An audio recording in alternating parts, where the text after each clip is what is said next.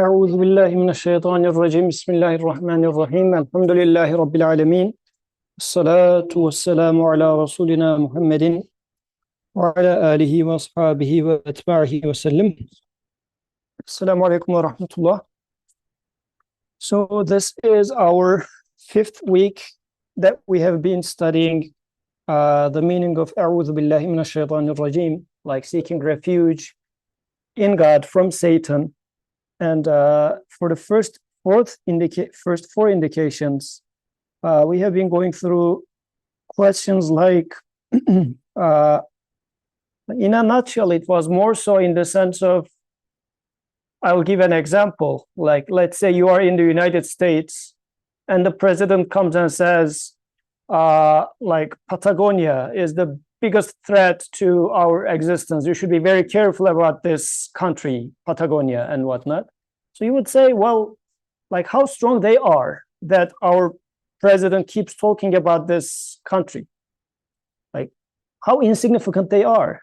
But when it comes to Quran mentioning so significantly about Satan, saying that Satan is so dangerous for you, seek refuge in me from Satan, like we ask the question, what is Satan? How strong is Satan? Or how influential Satan is that our Creator keeps warning us against this potential threat, what it is really in its essence, and especially as if the way Quran talks about Satan and the party of Satan, like the group of Satan or satanic currents, if you like, it looks as if the Creator is trying to put armies against them, as if they are so strong. And the question initially was, is it really strong? Or what is it, in a sense? And beginning from the first indication, author started by saying, demolition is easy. Like constructing something is hard, but destructing it is easy. And something that you can construct in 2 months can be destroyed in a single day.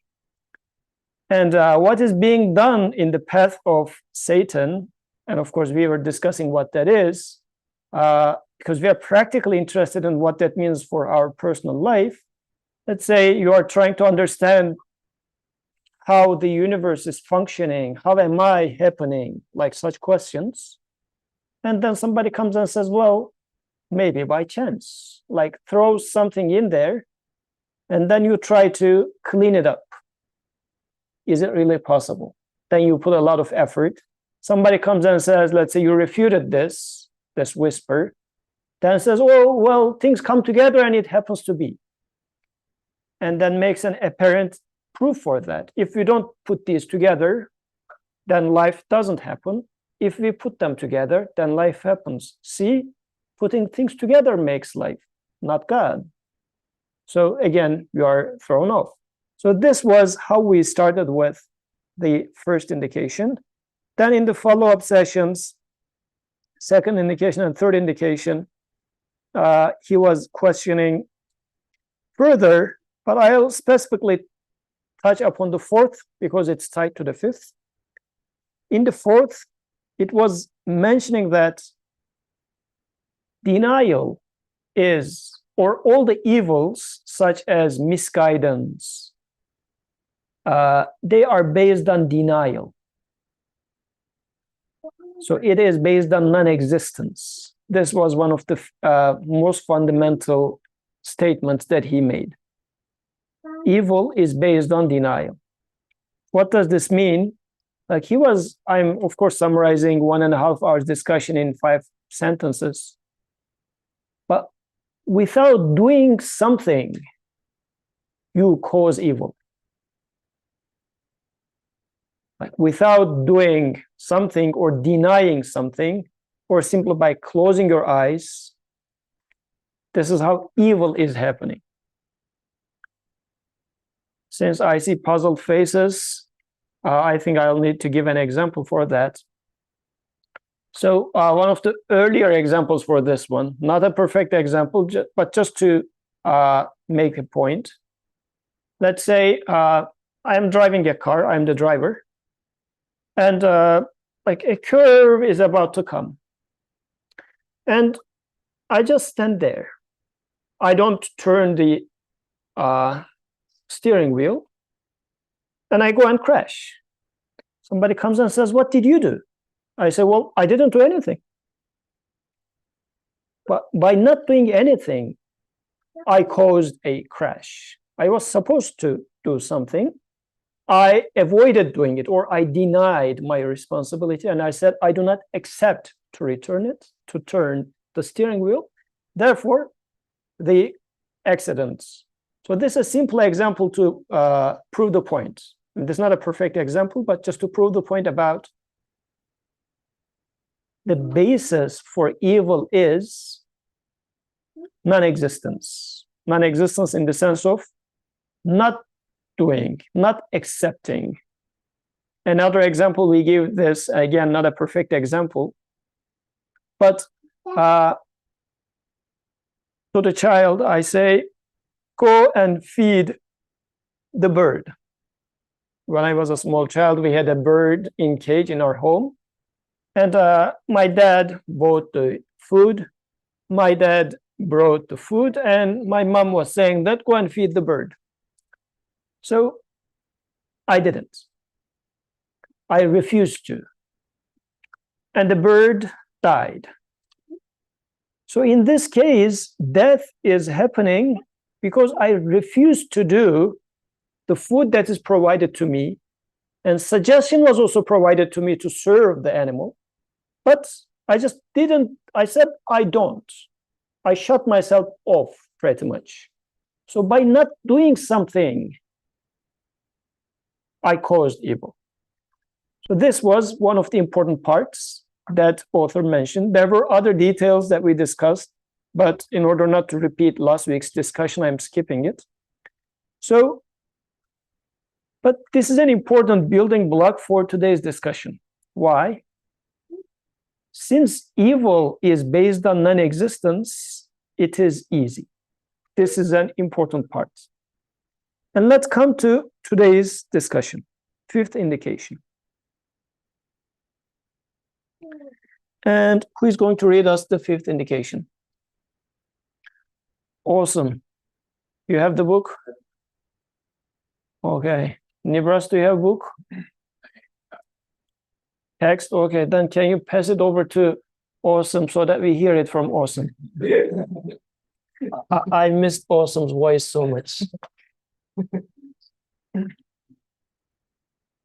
So this is the fifth indication.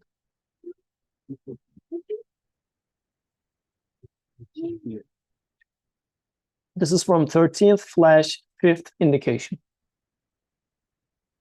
Yeah, click on power once. No, there should be a power button somewhere. Yes, you're good.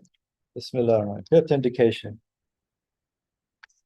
In the revealed scriptures, Almighty God points out to mankind great rewards, like paradise, and terrible punishments like hell. So in the scriptures that are revealed. Okay, Bismillah. So if we are reading the Quran, basically, yeah, so we see that there's a lot of mention of paradise and hell, basically, right? And he gives guidance, many admonishments and reminders, and threats and encouragement. So there are quite a few themes in the Quran when it mentions about paradise and hell, gives a lot of how horrible evil is, how horrible hell is in a way, right? And how wonderful and how pleasing to human being is the paradise. But despite there being so many means guiding the people of belief to the straight path, they are defeated in the face of the feeble, unrewarding, repellent stratagems of Satan's party.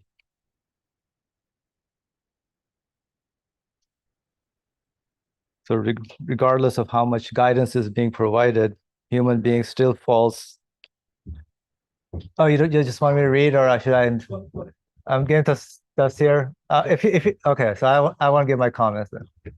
I'm sorry about it because it's been a while I've been in this discussion. Because I try to understand what I'm reading too. It helps me myself. Sorry about that. Yeah. So, yes. So, what is Satan's party? I would ask. Stratagems of Satan's party. Okay. So that's one question I would ask, but we'll keep it for next until I'm done with this paragraph. At one time, this caused me much thought. Does it cause us thought also? Why, with so much guidance, why do we fall into so much problem? I think you're nodding your head. Does it? Yeah, really? All the time. How is it, I wondered, that although they believe, they disregard Almighty God's severe threats? Why isn't their belief enough? They are carried away by Satan's baseless wiles and rebel against God. Although, according to the verse, feeble indeed is the cunning of Satan. Quran section 4, verse 76. Feeble indeed is the cunning of Satan. Some of my own friends, this is better.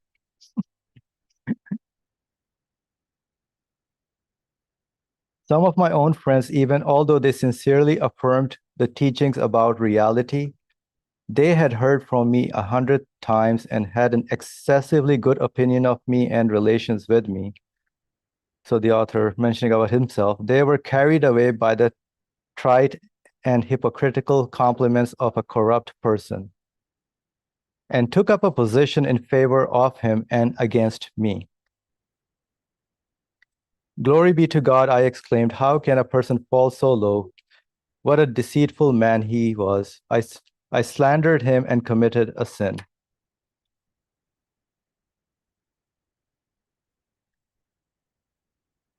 Continue. Okay. Later, the truth explained in the previous indications became clear and illuminated many obscure points. Thanks be to God. Through its light, I understood both that the all-wise Quran's powerful encouragement and assurances are completely in place, and that the people of belief being deceived by satanic machinations is not due to a lack of belief or weakness of faith.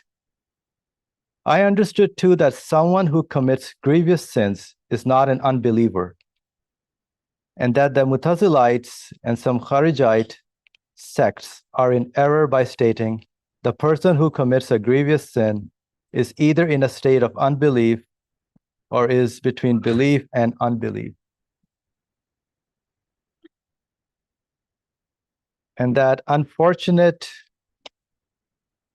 friend of mine, sacrificing 100 lessons in reality to win the attentions of such a scoundrel was not despicable abasement and degeneration. I thanked Almighty God and was saved from the abyss. For as I said before, Satan pushes man into serious peril because of some insignificant matter that in reality lacks existence.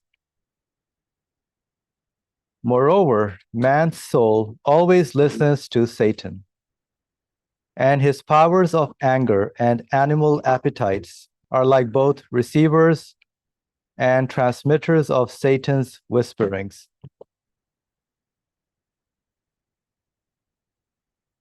It is in consequence of this that Almighty God's names of oft forgiving and all compassionate are turned to the people of belief with a maximum manifestation. And he points out in the all-wise Quran that the greatest gift he bestows on the prophets is forgiveness, and he calls on them to seek forgiveness. Repeating the blessed words in the name of God, the merciful, the compassionate, at the start of every surah and commanding that it be recited at the commencement of all good works. He shows that his all-encompassing mercy embraces the universe and is a stronghold and place of refuge. And by the command, seek refuge with God, in Quran section 7, verse 200 and some other verses, he makes a shield of the phrase, I seek refuge with God from Satan the accursed. Thank you. Jazakallah khairan. So, at the heart of, oops, $200. So you just do it like this. Rule number one for the discussion. Okay. So I think this is a question that we keep asking time to time when such a thing happens. In the case that the author experienced, a friend of his, let's say, who kept attending discussions, let's apply to our case. He says a friend of his who took lessons about Iman from him for so many years, some person comes and flatters him baselessly, and that believer friend turns an enemy to him at some point and becomes a friend of the guy who flatters him baselessly. He says, oh, you're such a good person. Why are you going to their discussion? Or something like this. And then he said that, oh, what sort of a man, how low of a personality, character that this person had, that he just fall for a lie. Somebody lied to him about baselessly, and they exchanged the lesson of Quran with baseless flattering, and friendship of a believer with friendship of a liar person. He said, I thought this person was just messed up pretty much. Let's use day-to-day language. From the very beginning, he was not maybe a strong believer anyways. Is this the case? This is what he was concerned about. Seeing such people, he was concerned about that. And I guess in university campuses, we do similar things. We do see similar things. Let's say a person is putting effort into understanding Quran or their purpose in life. Let's say attending discussions like this for some years and whatnot. Then, as we call it, life happens. A wind takes the person from, let's say, Philadelphia and puts them into somewhere in the middle of US, or puts it near some friends, some different type of friends and whatnot. And then you start seeing that within a month or so, the person starts drifting away. What do we say in such cases? Like, was it that easy? Like, you have been studying or trying to understand or trying to be together with your creator for 3, 4, 5 years, and just 1, 2, 3 words of someone, like a friend, or just the environment has changed, and then you drifted away so much. Maybe you were not what we thought you were, but because we thought you were a good guy. Maybe you were not a good guy since the very beginning. This is the question, I think. What do you think? Does the question sound familiar? Do you feel any questions as such? Maybe worried about yourself as such?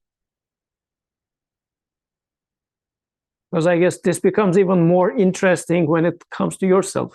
If you become the object of this question, I have been trying to be close with my creator for years and whatnot, and then the environment changed, I changed. Did I really reach a conviction, or was it just I was carried away with the environment itself? Maybe I was not convinced in the very first place. Maybe I didn't have iman in the first place.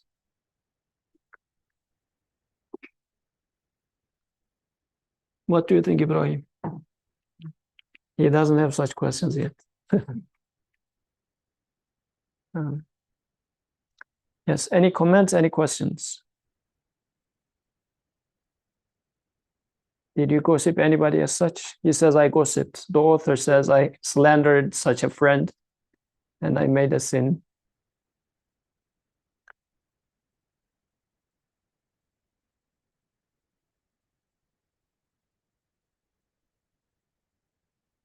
But then in follow-up part, if there's no comments, I'll follow up. If there's a comment, please chime in. No? Ask me if you have any comments. No? Okay. So now he refers to the previous parts that we studied for the past 4 weeks. So now we are really comparing, because Iman is, you are, what is Iman? We talked about this before, but since we have new people today, we have 5 new people, alhamdulillah. So Iman is conviction. You are being convinced about how you happen to be or how you are happening. Like you are happening, your whole existence keeps changing, it's being renewed. Even if it was a house like this, a static house made at some point, you would ask the question, how is this made? But imagine a house in which all the bricks keep renewing every year. Like within the span of a year's time, all the bricks and whatnot are changing. This is what you are. You keep renewed so much. The you that was you last year, totally dead. Not even a single brick from last year is here. You're totally renewed, right? How do I happen? How does this work, right? And if you go to Drexel Library or Penn Library, there's going to be a library full of explanation which says this is how we are made. Some of them would say, oh, you happen because of this chance or this and that, how it happens. Another one would say, oh, there is this set of laws that makes you. Another one would say, oh, of course, genetic sequence, there's something called biology, because I manipulate these and that, and then you change. Therefore, this really has an effect on you. So these are all apparent explanations of how you happen to be. And apparently, it's a constructive explanation. It's not simply denying anything, it's putting something forward. But as we have been discussing in the past weeks, no matter how much it seems to be putting something forth, it actually is based on non-existence. Like such claims of, I think I need to give a small example. I apologize for the people for it to be a repetition. But how is our explanations based on generally? We make an experiment, right? We put a seed under the soil here, another seed under the soil here. We pour water here. We don't pour water here, right? Plant comes out from here. Plant doesn't come out from here. And then what do we claim? Water has a share in making the plant. This looks like a constructive proof, but does it prove anything? Is it a constructive proof? Or what we did was lack of water causes non-existence of a plant. Did we really prove anything about presence of water does anything? So in essence, this is not a proof. It's just, again, closing your eyes. It's based on non-existence. Apparently, it seems to be putting some explanation forward. But in essence, it's a denial. It is closing your eyes. It's based on non-existence. This was one such example that we covered before. So since it's based on non-existence, it's easy. I can come up with by saying, oh, Nibras, actually you can fly. I mean, that's easy for Nibras to maybe refute, and he says, how do I fly? Like, I have no wings, no whatever. But people do come, like in my workplace, for example, my boss comes and says, Yusuf, you can do it. Can I really? And he says, of course you can. Look around, you're the best and whatnot. I start believing in that lie and start working extra hours just to realize after a year I burn out. I realized that no, I was not able to. I was very badly exploited, right? It took one year for me to figure out that it was a lie. It's so easy to tell a lie, but it takes time to refute a lie. So telling a lie is easy, but to establish something is taking time. Realizing it's wrong is taking time. So this is why now the author is saying that when my friend got deceived, since deception is easy, like there's an imbalance. Building is hard, destroying is easy. Putting iman together takes time, requires effort. Destroying it is easy. You just throw some lie in there and let the guy figure it out for 1 year, 2 years.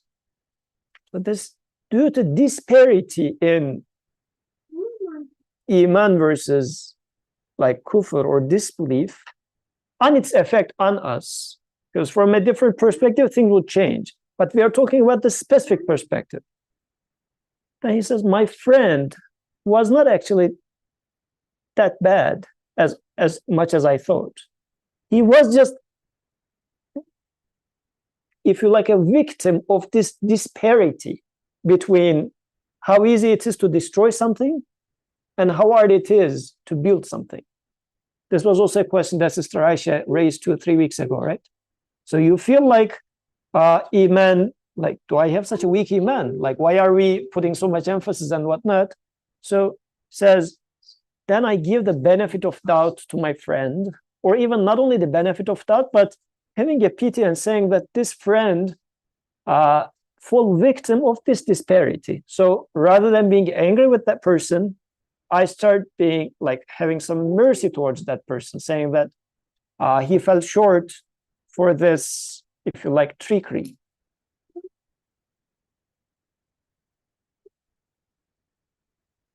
Any comments, any questions? Because there are a few anecdotes that are explicitly stated here, but you guys were supposed to join and make some comments. If not, we will move to the next part. Okay, something is cooking there. Is it still cooking? Okay.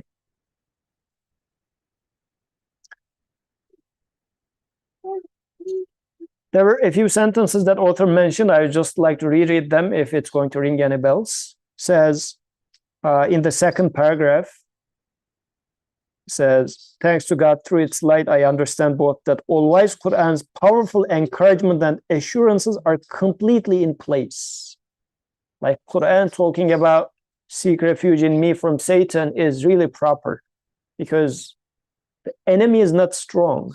The enemy is like the imbalance is there, if you like. And that the people of belief being deceived by satanic machinations is not due to a lack of a belief or weakness of faith. That's an important statement here. So it's neither lack of belief nor weakness of belief that leads to that. So the question is, what does?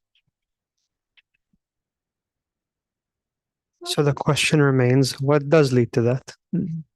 Okay, then what is it? What is it that leads to that? If it is not always lack of iman, if it's not always weakness of iman, then what leads to that?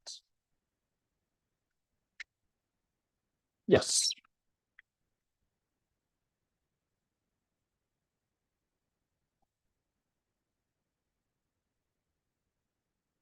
So I don't think I have an answer to the question, but I understand if it's not a lack of faith, but I still am not convinced that it's not from weakness of faith. Because there can be a certain threshold of faith to which you are less a victim of these things, right? Otherwise, then there would be no point in renewing your faith or trying to strengthen your faith.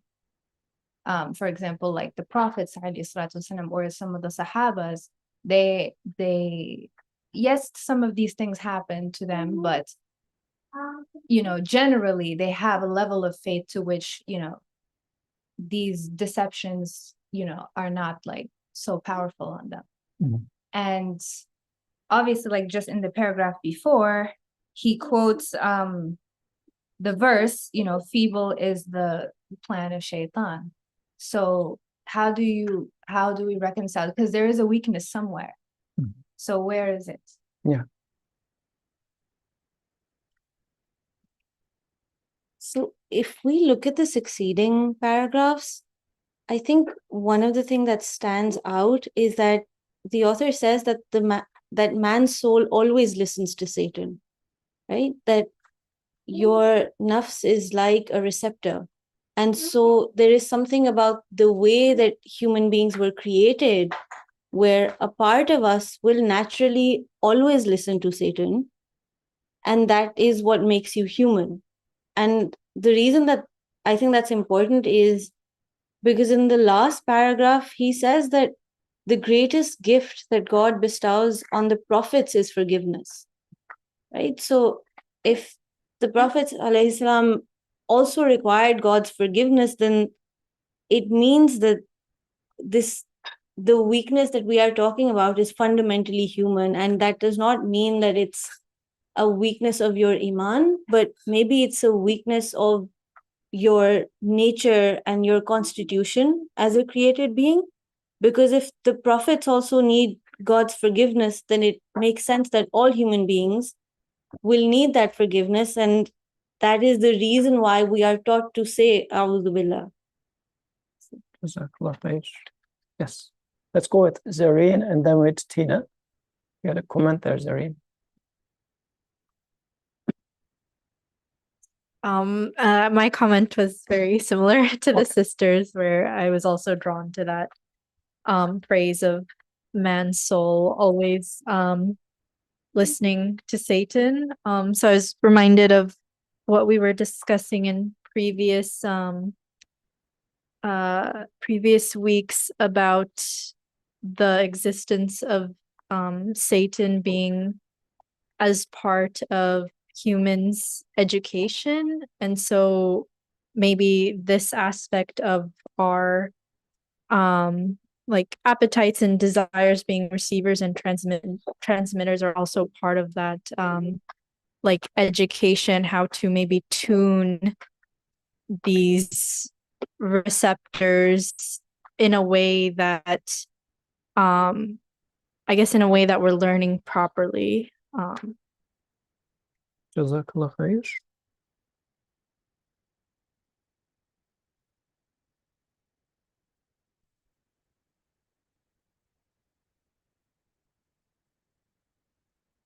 I wanted to add to what she was saying. It's how we were created. It's part of human nature, and it's part of the test of life is that you will be tested and you will want to incline to do things that are not good for your soul and good for your religion and good for God.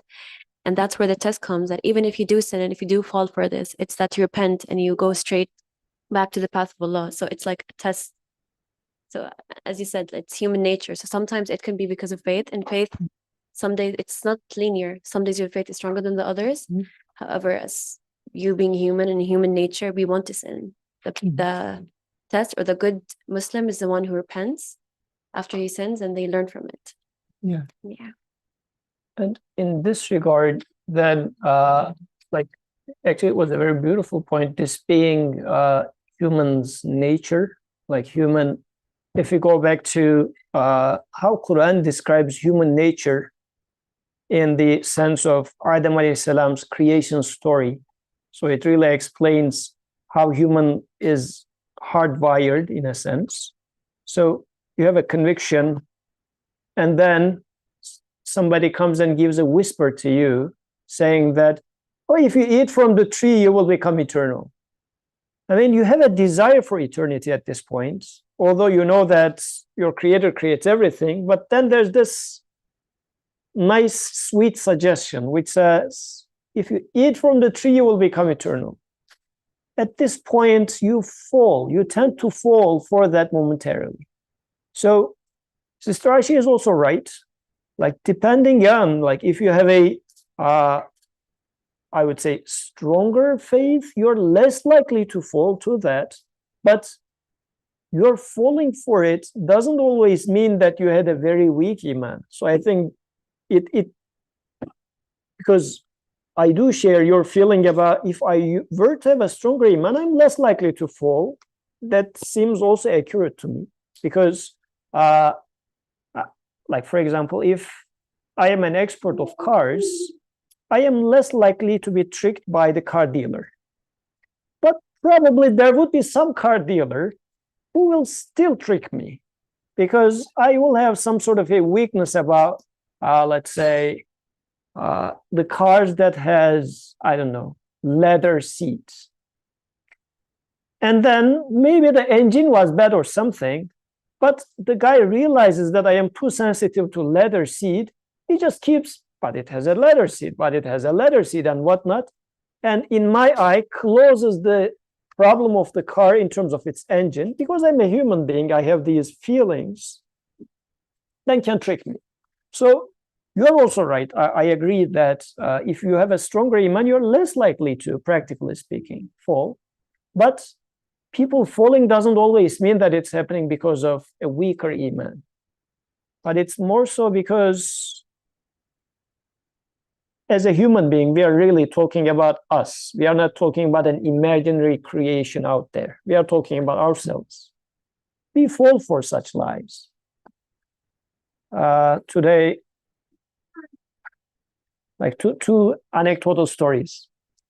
Once in our hometown, we have a soccer team, and the mayor was the president of the soccer team. So the soccer team scores a goal. Somebody who were at the scene is telling the story. So the soccer team scored a goal, he said, and one of the mayor is also watching the match. And one of the people in the stadium raised and says, turns to the mayor and says, "Wallah, you scored this goal." Like, of course the player scored the goal. Like, what are you talking about, right?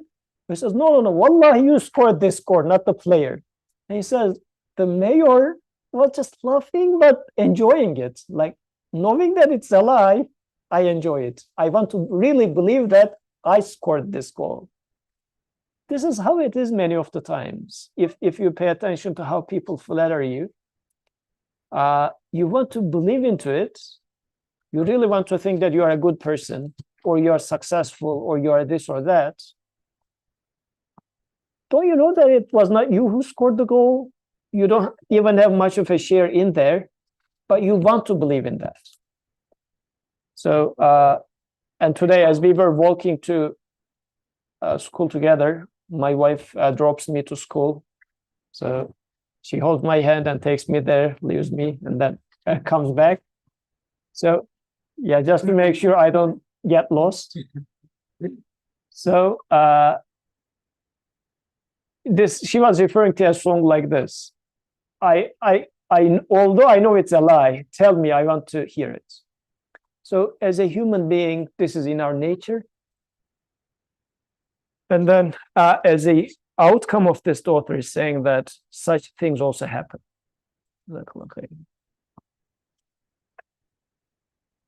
And also he refers to some theological background of this. So if anybody was familiar with it.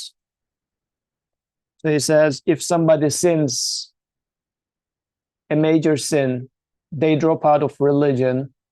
The author says, no, it's really missing the point of human element.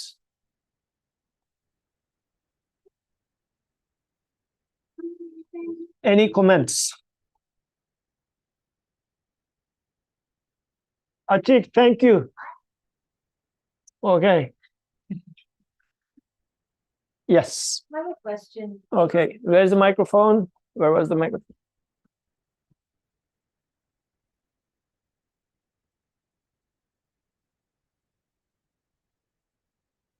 So my question is related to Sister Aisha's point, and I'm wondering if there is a cutoff, right? We are saying that yes, it is part of your tabi'a and it is how you are made as a human being, but there has to be a degree beyond which conviction is no longer conviction, right? So I'm just wondering, is there any point after which we can say that yes, this really is a testament to weakness, not just in your constitution, but in your belief? Or are we saying that everything is just because of our constitution? And if that is the case, then how do you test your belief and whether it's strong? Very good academical question. Are we supposed to draw the line? Like, what is the point of this discussion overall? Like, are we really trying to come up with a marker saying that if you stay on this side, you're going to burn in hell. If you're on this side, you're going to paradise. What's the point? For yourself. What is the solution that he's suggesting? He says, seek refuge in God. Like, he didn't suggest a solution in the sense of, oh, you need to study this and that book for 10 years, and then you're going to be passing on the other side. Seeking refuge in God it's an interesting solution, isn't it? So what does it mean? Let's start from there, because the answer to that question would be seek refuge. What does seeking refuge indicate? Seeking refuge in God. Because it has a standpoint, like there are, at least I can think of right now, there are two important aspects. One is the mindset in which you will accept to seek refuge in God. Because first of all, it's hard for my ego to give in and admit that I need protection. So I tend to think that I will figure that myself. Just show me the books. I will study them and beat the Satan. I don't need protection. I can figure that myself. Just show me the tools. Seeking refuge has a mindset which says, I am in need of your protection. This is number one. But number two, practically, how do I seek refuge in God?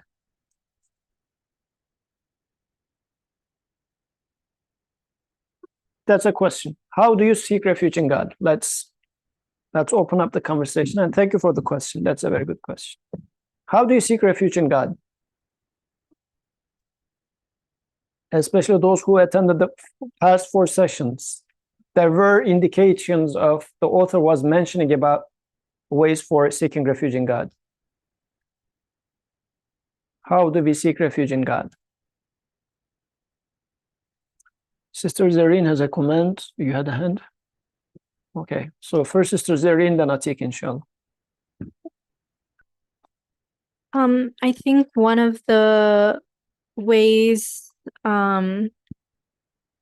was to follow the practices of the Prophet sallallahu alaihi wasallam and like all the prophets.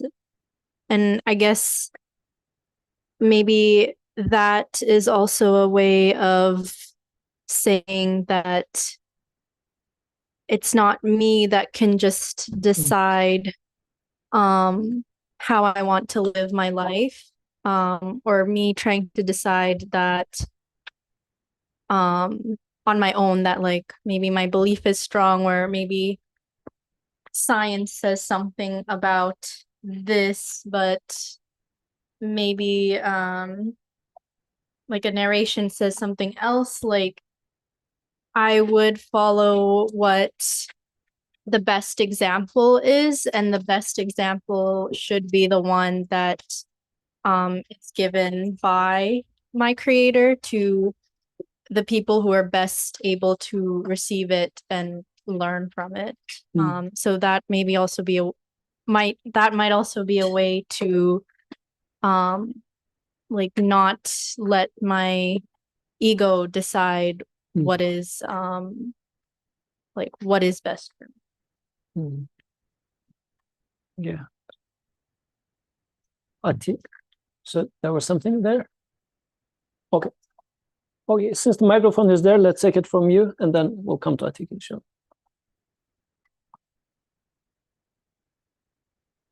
I was also going to say that acknowledging that we as humans are weak and there's only the one that who can make anything happen is God and Allah. And by like acknowledging that fact is that we always go back to someone. If we're facing any problems in life, difficulties, we have questions, we all go back to the Quran, we all go back to the prophets, we all go back to Allah. So I think this is a really important point, and this is adding to the fact on just not humans relying on themselves and believing they're the ones who can do whatever they want. Illa idha sha'Allah. So Jazakallah khair.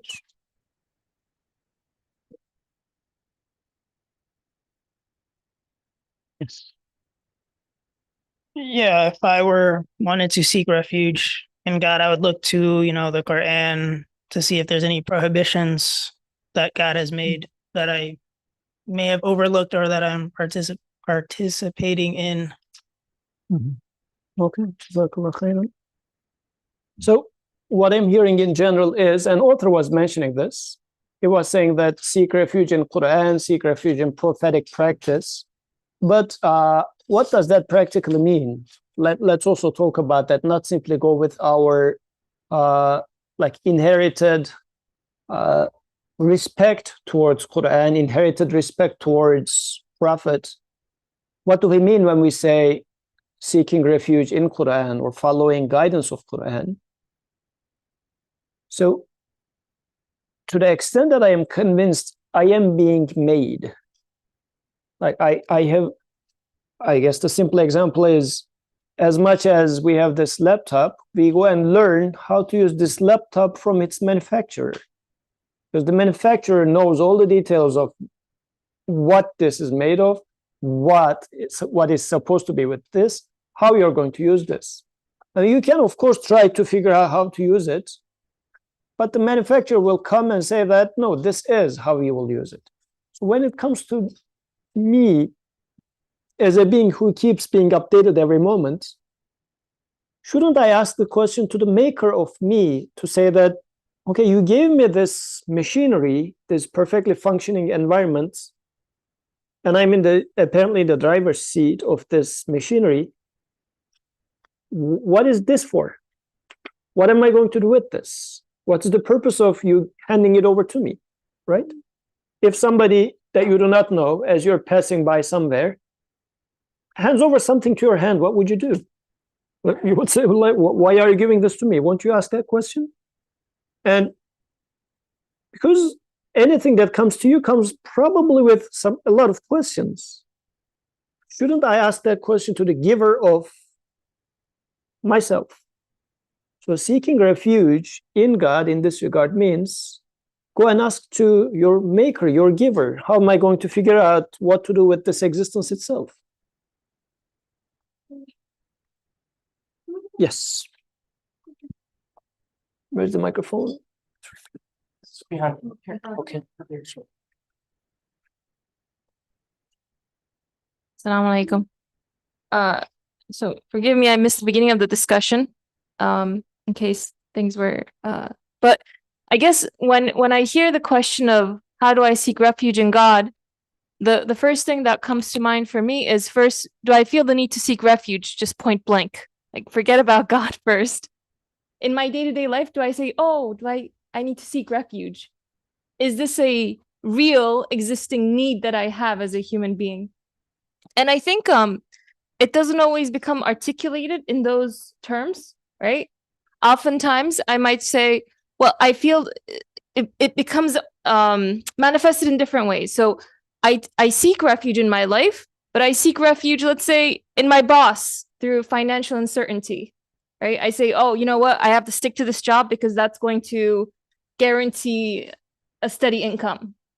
Or I seek refuge in my parents, maybe, you know, my mother or my father, because I'm like, you know, it's a nice, secure place. I feel loved. I feel cared for here. Or maybe I seek refuge in my gains from, you know, the stressors or anxieties that I have. I'm like, oh, these will help me. These will take away these difficulties or worries that I have. So I think, one, it's a matter of recognizing that constantly in my life, I am already seeking refuge in various things. And then the second, I guess, portion of that thought comes when I say, do these things really provide the refuge, aka security, stability, contentment that I'm seeking through them, right? And then if I think about that, it becomes a very clear no. Like the security I seek through my job, well, my boss also needs a job. He can't guarantee it he can't guarantee his own job security. My parents are also in need of help. They're also in need of emotional regulation. They can't regulate my emotions, right? So all these things that I thought I could seek some sense of support from, I see that their foundations crumble, right? And I think this becomes the basis of the La ilaha portion of saying, okay, they cannot be the source of whatever I am in need of. The thought that they are in fact or can be that source becomes the satanic element, right? And that it represents something that doesn't exist. It says, yes, this can be a source of security, happiness for you. I go there, I see it's a lie, right? As Brother Yusuf was pointing out. When I see the lie, I say, oh, that's satanic, that it didn't have any basis in reality. So I think for me then, after this thought process, and I'm thinking out loud here, seeking refuge in God means I end up saying, well, I am still given these needs. The needs didn't go away. I just recognize that things in this world are not able to provide or fulfill these needs in the way that I need them to. Then whomever has given me these needs must be the one to provide them. And cannot be of this world, cannot be subject to the same sort of willy-nilly changes, transiences, frailties that this world has. And then that becomes my conclusion of, oh, it must be one other than anything of this existence that I call God, right? So for me, it becomes in a very practical of, yes, I will go to my job, I will, you know, hug my parents or hug my child or whatever, but I recognize that they are not the source and that they are sometimes means, right? Or reflections of the things that I enjoy. And when I recognize that what I am in need of comes from the true source, then that becomes a sort of a refuge point or pillar of support. This is how I'm understanding it right now. Jazakallah. Because I just want, and maybe we can talk more about it. I thought it was interesting, the sentence, one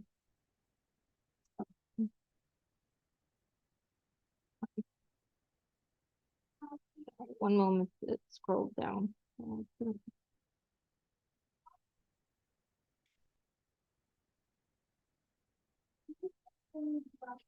Yeah, it said, for as I said before, Satan pushes man into serious peril because of some insignificant matter that in reality lacks existence.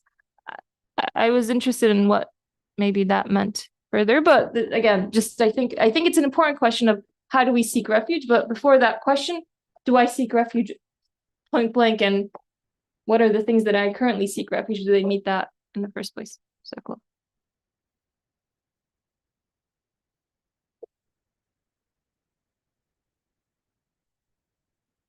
Yeah. Jazakallah khairan. So in a sense then, looking at the picture, it feels to me like the author is saying, you are likely to fall. Like as a human being, you have this weakness that the whispers will come, and you have a potential to fall for it. And this is why he brings up the topic of the Creator is talking about his forgiveness. How, like, anything that you would like to say about this? Like you are bound to make mistakes, as if the Creator is saying, by bringing us forgiveness. Like it's not like the goal is, okay, try to avoid, because a lot of warnings are being put forth saying that there are going to be those lies, meaning Satan will be there, will tell you whispers, will try to deceive you. This is what we are seeking refuge from. Like within this context, it's that sort of deception that we are, I mean, you can generalize to deception to anything, but this type of deception is there, and we are trying to seek refuge from that deception. Then there's this point of forgiveness is being mentioned in Quran as well. The Creator is saying that I'm a forgiver. Like as if it sounds like you will fall, like it's expected that you will fall, or is it? Like just the mere mention of I am a forgiver doesn't have the connotation of I do expect you to fall.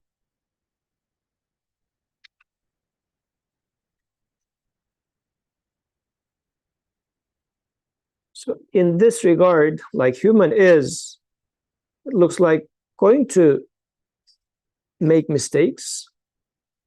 That's why I don't see like there's going to be a clear line which is going to be drawn and saying if you stay this way or that way. But it's saying that no matter who you are, what you are, there is likelihood of you falling prey to such lies. Are you accepting this or not? Because it looks like to accept this is an important, I don't know if it's proper to say, but a milestone. Like to accept that I am likely to be deceived. If anything, about a line to be drawn, I feel like this might be a good line to draw. I am prone to be deceived. I am not claiming that I am undeceivably solid. You are the guide I am telling to my maker. You are the provider of guidance to me. I don't claim to know everything. I don't claim to be the defender of everything. I don't trust in myself. I only trust in you. It looks like this is, if any, this is the line to be drawn between like lack of iman, weakness of iman. No, it is that realization. I am prone to be deceived. In other words, you are the guide. I am not, the guidance do not belong to me. I do not guide myself to truth. If you give guidance to me, I am guided. If you protect me from deception, I am guided. So being in this consciousness is the solution that the author is suggesting. I have comments, but I want to. And nobody else is talking anyways. Go ahead. So then you'll listen to me that a little. So this reminds me of from narrations, right? The Prophet was said to be in a state of istighfar or seeking forgiveness constantly. And when one first hears that, the question might be, well, from what? Like, why was he constantly repenting, right? He's the Prophet. So then that shows to me that there is something to be seeking forgiveness from in my own life, potentially, right? And if we think about, in the context that these discussions, I guess, have opened up over the last few weeks of representing something that cannot be anchored in reality, right? Then I see that I'm susceptible to these satanic beliefs throughout my day. For example, the other day, I caught myself saying this when I was giving an example to another person. Oh, if you work out, you'll get, I'm sure you guys can fill in the blanks, endorphins, right? if I drink water, my thirst will be quenched. And you guys are smiling because we hear that constantly, right? These frequent causal relations that we become very susceptible to, of if I do X, then Y will be created, right? And I think these are the sort of they make me fixate on these horizontal relationships, whereas no, it's not the workout itself that's creating these euphoric joys. No, it's my creator saying, I have created you in such an order such that when you work your body, right, or your muscles, you will enjoy it. It's an encouragement to do so. Again, like that is being directly created for me. Again, the water, it's a very common example.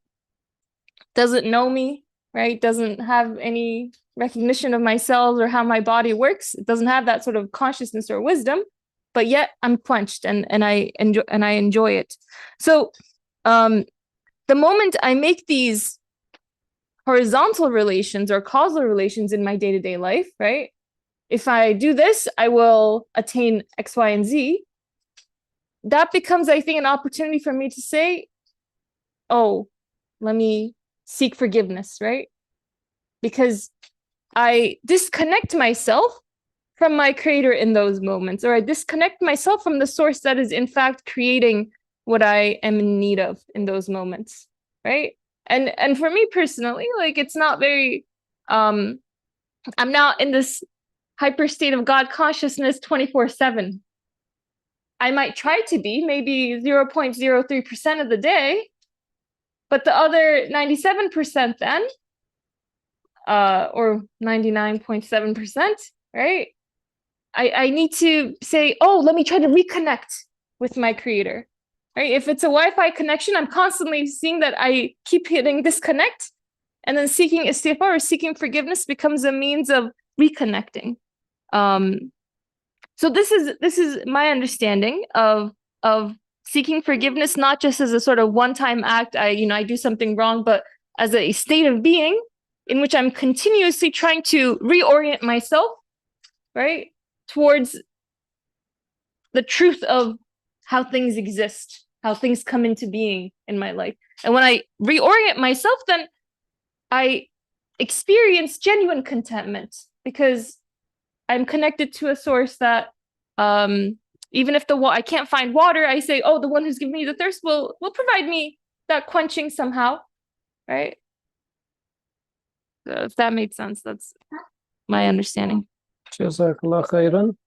Actually, today we were having a smaller group meeting with 2 PhD students, me and my advisor, and we were going through some mathematical concepts, and I was supposed to make a presentation about a paper. Before I started making a presentation, I said, don't put me to shame if I cannot figure out the end of the proof. Because what happens when you teach undergrads, if you make a minute mistake in the class, the undergrads just start looking at you like this, you know nothing. Like this is the attitude, right? So you have to be super careful when teaching to undergrads because you don't want them to lose their respect towards yourself. Once you lose it once, then for the rest of the term, they won't listen to you. So as I was telling to them, then my advisor says, well, you should tell to them that my advisor doesn't know anything. Like there's no putting to shame. Like we know nothing. Of course, we make a lot of mistakes. We will learn and whatnot. Like there's no shaming. There was a good point in this regard saying that, and of course, it doesn't 100% apply to this example, but it's part of the deal. Like you will be just talking about who we are as humans. We are bound to make mistakes because human is so complicated, a lot of different feelings that we have. And when it comes to convictions, yes, you do have certain very strong convictions about certain things, but then comes a point that there is either some sort of a gap or a momentary slip, and then you fall for a certain mistake. But here it's interesting that the author didn't only talk about forgiver as the creator, but also merciful. Like these are the occasions in which I do realize mercy of my Creator. Like if I was making everything perfect, what sort of a mercy do I need? I already figure out everything by myself. Like being forgived is including the sense of receiving mercy at the same time. So it's opening up a door to realize that I am mercifully being cared. Because the point of feeling rich, I don't know if this word makes sense. Like I don't need. The feeling of I don't need means I am self-sufficient. But the moment I fall, I realize my neediness. So those human falling for such mistakes, since human is inherently a needy creature, is really by design an invitation to realize that you are needy. Come back to that realization and turn back to your Creator. Like this falling in there is really signifying humans' fundamental need, existential need for guidance. This is why I think author tied forgiveness with mercy.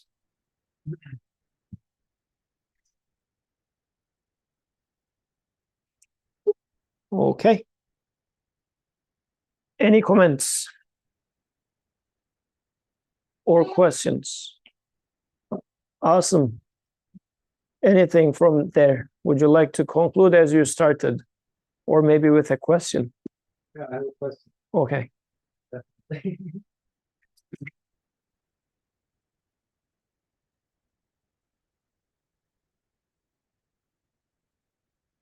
Yeah, so why is he making the distinction between like the other understandings from some other people, right?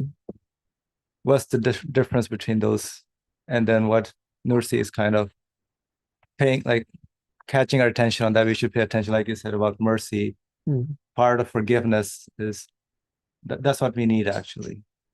Okay, so you're referring to the line, let me read it. Don't close your microphone yet. So he says, I understood too that someone who commits grievous sins is not an unbeliever, and that the Mu'tazilites and some Kharijite sects are in error by stating the person who commits a grievous sin is either in a state of unbelief or is in between belief and unbelief. So he says these are erroneous statements.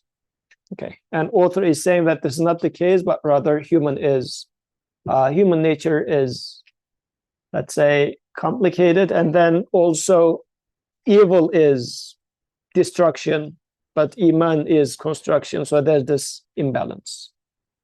Because we hear that a lot, like you're between belief and unbelief is a common statement that I keep hearing as well in different places. I know Atik knows that also, right? Okay. Maybe the ones you listen to, right? They say that. So you should ask these questions. So what's the distinction here now? Okay. Like, why is that wrong? Yeah. So I think author, as far as at least I understand, so, and if anybody wants to chime in, please chime in. Sister Zareen has something there apparently. Is it coming out? No? Okay. So in here, I think author is studying humans' nature. Like, as we have been discussing in these discussions, it's coming from humans' experience. So author is just really reading into himself and realizing that those whispers are coming, but the denial or evil is easy to do. So in this regard, really, it's being a little unfair, if not very unfair, to say that this person doesn't have any faith. It is just he's saying that aren't we being unjust to the human being? No, that person does have conviction, yet does this. Like, this is something that I see over there, or sometimes even here.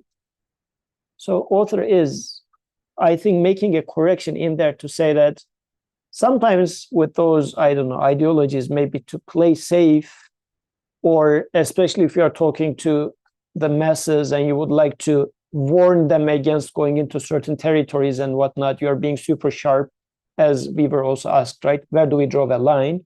So to draw a line, some people say, oh, if you go there, you're out of religion. If you are here, you are within religion and whatnot. Author, I think in here is being a little more realistic in terms of our situation and saying that, no, that person has Iman, yet falls for it. Because whispers are effective in human being. But this is why Quran has أعوذ بالله من الشيطان الرجيم. This is why that suggestion is in there.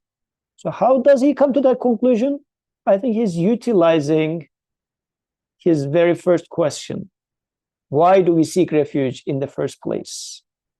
Like, why are we supposed to do that if it was so easy? If Satan didn't have any power at all, then what was the point of this? You have something, go ahead. So I feel like this is where this is coming from. The utility of isti'adha is being questioned in this text, like utility of seeking refuge. And the author is saying that there must be something in Satan that we are invited to seek refuge. But Satan doesn't have anything to seek refuge from. Says, oh, then there is something more going on in here. One is evil is easy to commit.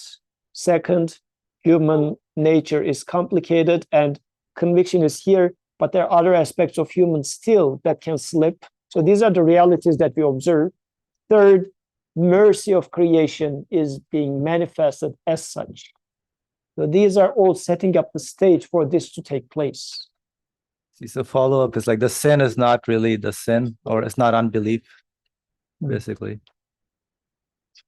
So go ahead. Yeah, so in a way, like there's no way out in terms of like once you fall into sin, that's why istighfar is given to us in a way, right?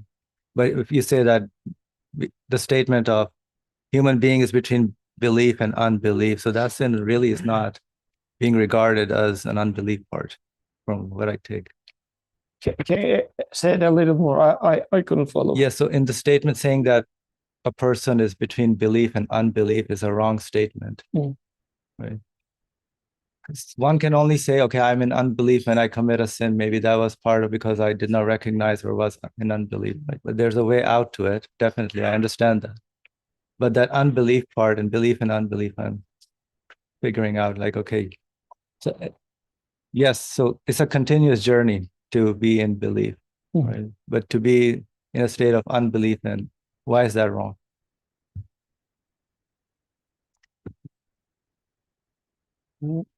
So is the question, sin taking you to unbelief, is this the part of question or the statement? I couldn't catch the last part. Yeah, that is one question. And then why does the statement, it's a strong statement that belief, a human being is between belief and unbelief is not really the way to think about it in this sense. Right. So, yes.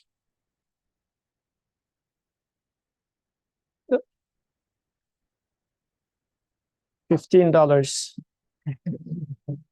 So I think one, he feels the need to point this out because he's also responding to historical debates that are happening in Islamic theology, right? But I think aside from that, because as you said, we also hear these statements all the time.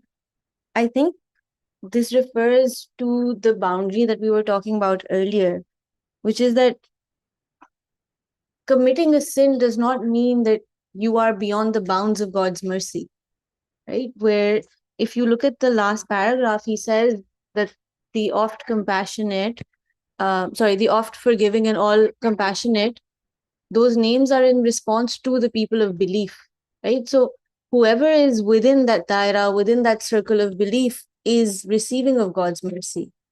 And if we're looking at the previous discussion we had, which is that if we're seeking refuge in God, then the judgment about someone being beyond that mercy is not on us.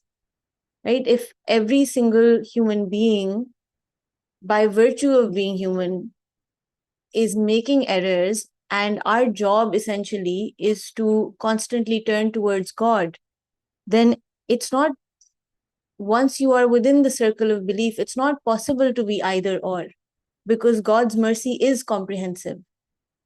So I think this statement is partly because historically takfir has been an issue for Muslims, where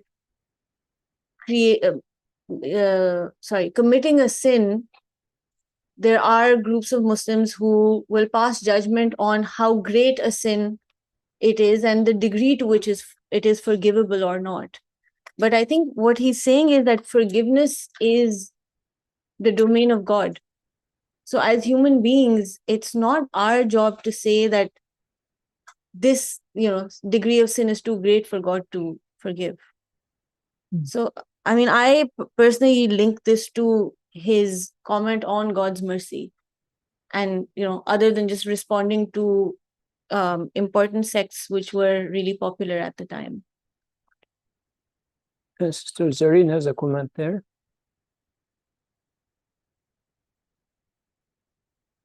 First, I must apologize. I have a lot of thoughts going around, but I'll try my best to maybe communicate them, inshallah.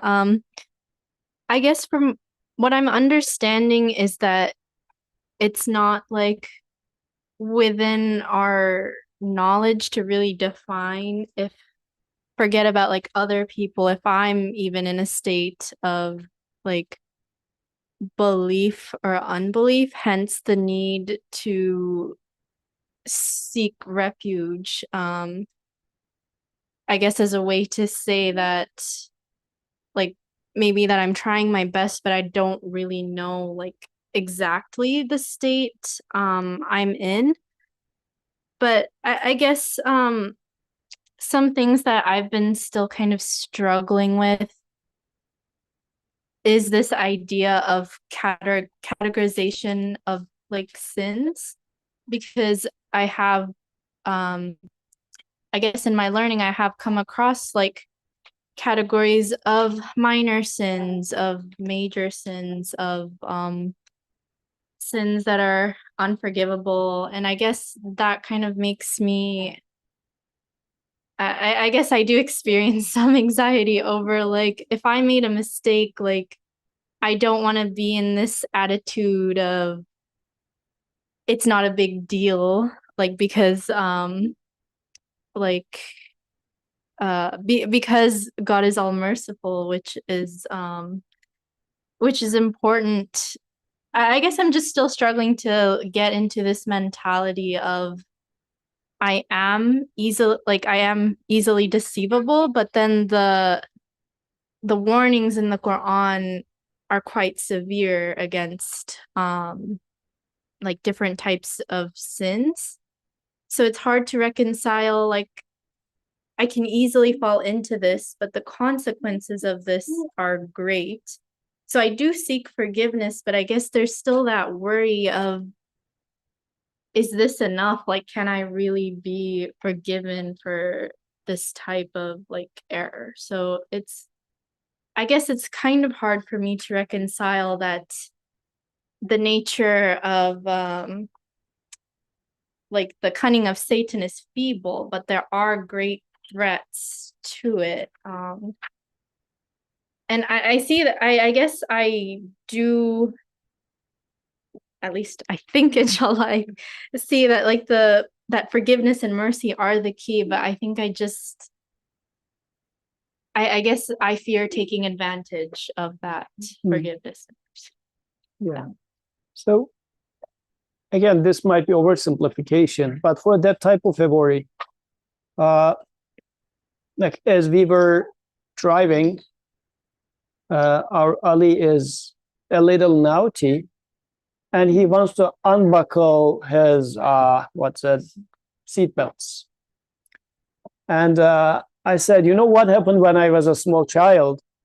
One of our friends' son didn't buckle up his seat belts, and they had an accident, and the child was sitting on the back seat at the center, and he just flew out from the front window, and his 2 ears were ripped off, and they had to just sew it back.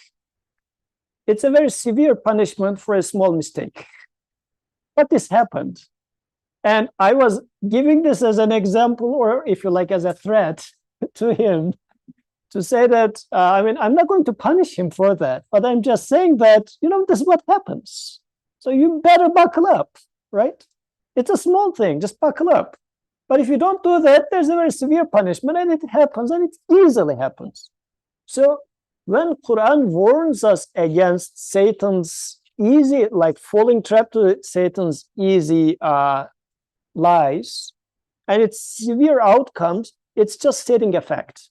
It's not really threatening and saying that if you do this, that will, like, I mean, I did this to him as well, to my son, saying that if you just don't buckle up, you will just flow out of the window.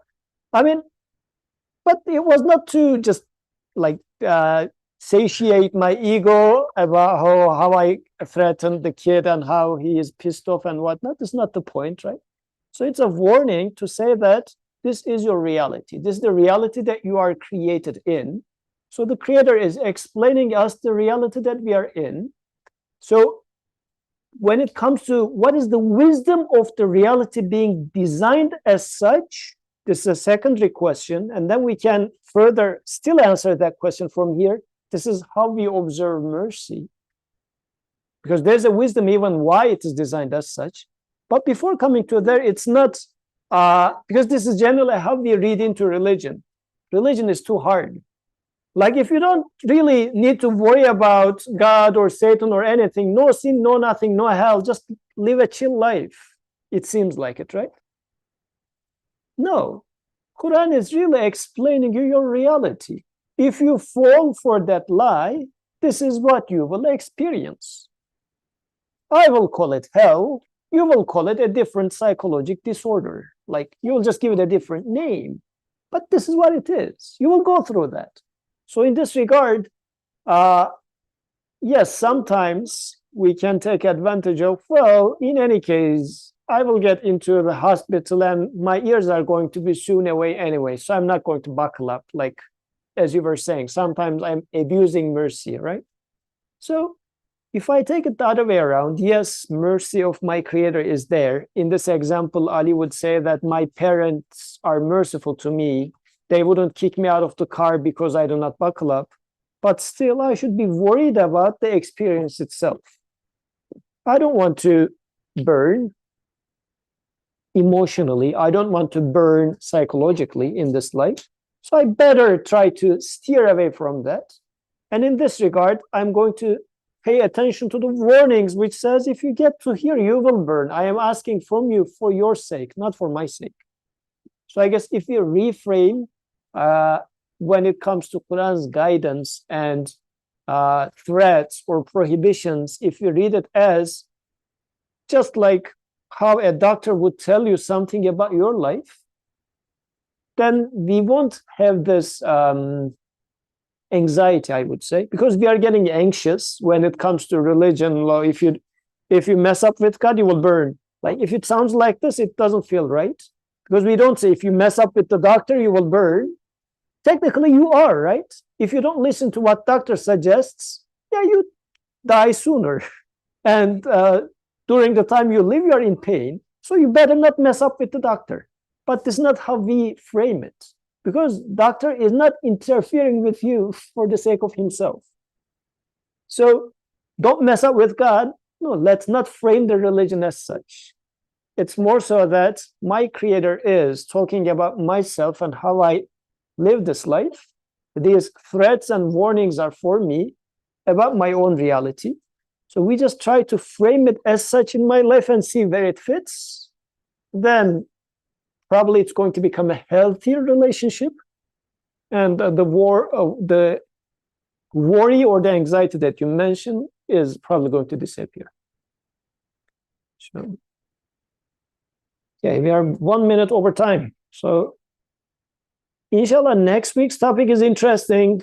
it has been very interesting for me. I don't know if it's interesting for everyone. It's going to be about whispers. I think it's especially more interesting for sensitive people. If you are sensitive, make sure to be here next week. Whispers of Satan. But let's conclude here for today. سبحانك لا علم لنا إلا ما علمتنا إنك أنت العليم الحكيم وآخر دعواهم من الحمد لله رب العالمين الفاتحة